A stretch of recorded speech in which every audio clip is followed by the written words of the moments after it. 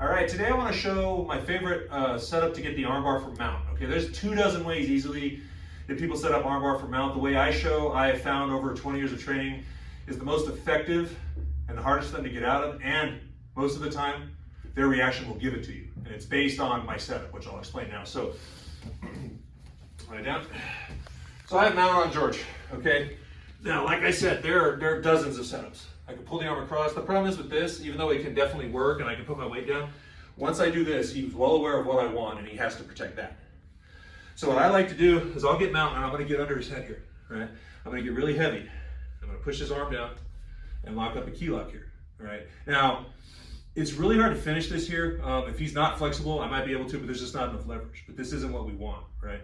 I'm low. What I'm gonna do is when I'm ready, I'm gonna pull it out and come here. Now, if I can get the key lock, by all means, get the key lock, tap the mount.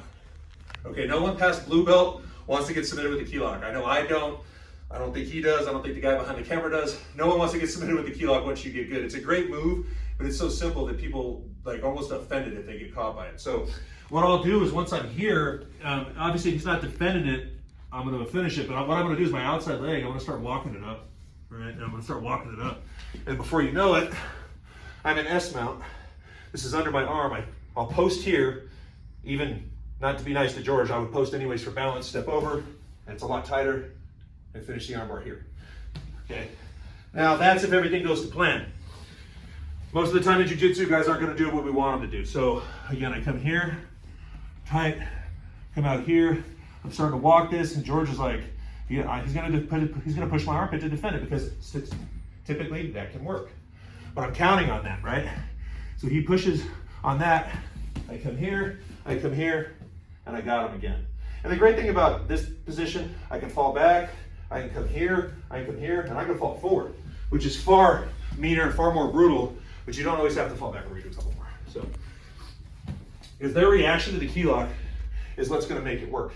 No one wants to be submitted with it. Okay? Get under here first, and just get under here, and then work on this, right? Bring it out, again. Now this is everything, start working here. Keep applying pressure on the key lock. His focus and energy is gonna be here. At this point, it's too late. I pull this up, I sit, and whether I wanna fall forward, step over, step back, under the armpit, hold it here, whatever I wanna do. Very rarely when I do that, does someone get out of it, all right?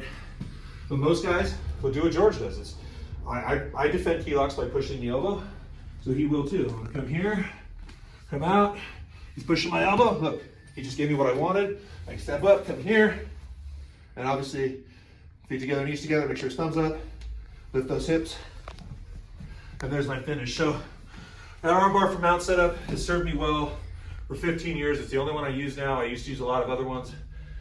They give me this every time. And if it doesn't work, there's a million other things. If they explode too quick for you to catch it, you can get their back. The key lock's always there. But this setup, 9 times out of 10, the arm is yours.